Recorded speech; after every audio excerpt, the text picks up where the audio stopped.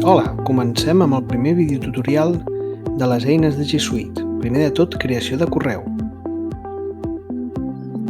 Anem a la part superior on posa Gmail, se'ns obrirà la següent finestra.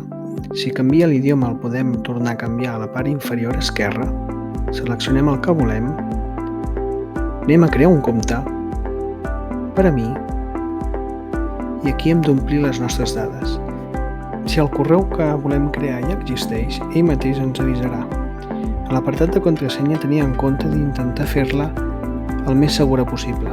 Posar alguna majúscula, algun signe de puntuació, algun número i minúscules. Apretem següent. Aquí ens demanarà un número de telèfon mòbil en el qual ens enviarà un codi de verificació. D'aquesta manera s'assegura que aquest compte l'està creant una persona i no una màquina. Quan rebem el codi, només hem d'introduir-lo i donar a verificar. En aquest punt tenim l'opció de posar una segona adreça de correu, però sí que el que hauríem d'omplir és la nostra data de naixement i el sexe. Apretem següent. Aquí en aquest apartat podem fer omet. D'aquesta manera tot això ho podem reconfigurar més endavant. Acceptem el contracte, fent tic a les dues opcions i apretem crear un compte. Fem confirmar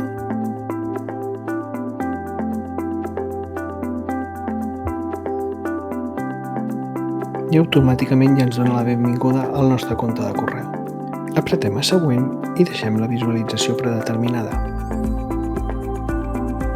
Apretem a d'acord i ja tenim la nostra safata d'entrada. Un cop a dins podem veure que tenim tres pestanyes, una principal, l'altra social i l'altra promocions. Sota tenim una breu explicació de quins correus tindrem a cada una. A l'esquerra tenim els diferents apartats més importants del correu. Safata d'entrada, enviats, destacats, posposats, esborranys. Apretem a redactar i s'obre la finestra per poder redactar el correu. Més endavant, en un altre capítol, veurem totes les possibilitats que hi ha. A dalt a la part superior tenim com una roda d'engranatge que seria la configuració. A sobre d'ella hi ha 6 puntets que el que obren és un desplegable on podem observar totes les eines de G Suite que ens ha donat Google amb la creació del nostre compte. A la part de la dreta tenim 3 icones petitets en vertical que són accessos directes a 3 aplicacions que podem veure més endavant en algun altre capítol. Això és tot per avui. Esperem que us hagi agradat i ens veiem en el pròxim videotutorial.